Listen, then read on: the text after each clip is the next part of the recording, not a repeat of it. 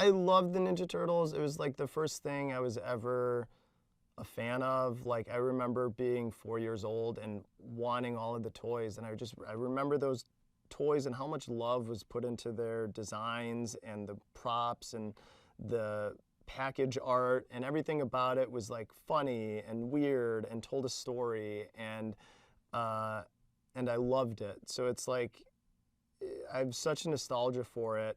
And then I love Seth and Evan's work. I love their films. It's so funny. I love coming of age stories. I love high school movies. It was a lot of, when I heard that they were looking for a director for it, I was like, that sounds like a dream project. I would kill to do that. It's the Ninja Turtles. These four brothers, Leo, Mikey, Donnie, and Raph, live in the sewer, have lived in the sewer their entire lives. It's dark, it's scary, there's weird noises, it's wet. Their father is kind of overbearing and doesn't trust humans based on this trauma that happened to them in their childhood.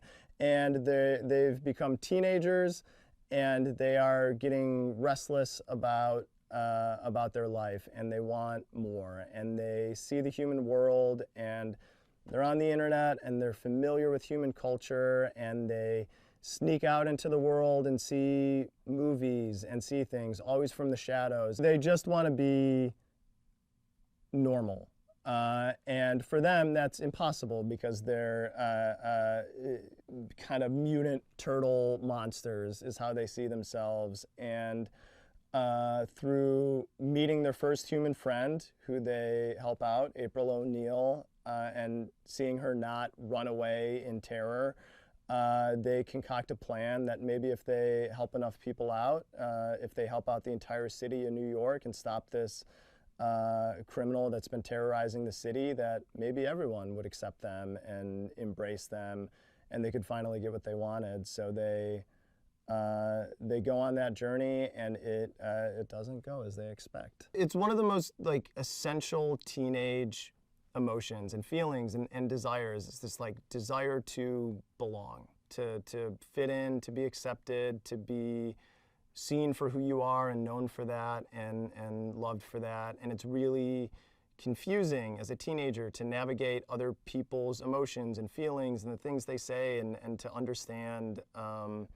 just how you fit into the world. And it's like, that became like, we're like, that feels like the most logical want and emotional hook for these teenage characters and their friend April. And then it kind of just became a thing that kind of worked for everyone. Like, Splinter is kind of lonely. It masquerades as hatred and contempt for humans, but you know, he wanted to be accepted. He wants to find a place in the world. He's a rat. He's one of the most hated things on Earth. Jackie Chan plays Splinter, and Jackie Chan is he is a living legend. He's an icon. Like, he has been a part of so many things that I love. He's known around the world. He's so good at what he does. He's so funny. He's so lovable. No one works harder than him. He's a tremendous actor. We love his films.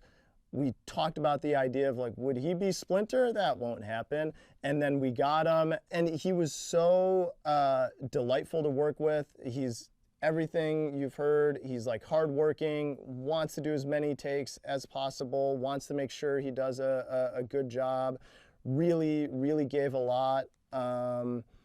And due to Beijing time, because we would record him remote, we'd have to get up at like 6 a.m. to record him, which was always weird. But like, those were some of the best mornings on the project. He's so funny and adds so much to the character. With this, it was just, we eventually threw the script away and would just have them like, I don't know, what's a funny thing? What would you actually want? What would you actually listen to on the radio? And the kids would just make up stuff, and they would talk about things that they were passionate about, and the personalities, and we ended up writing to that. Like, the personalities of the characters as you see them on screen came from that improvisation and from the chemistry they had with each other.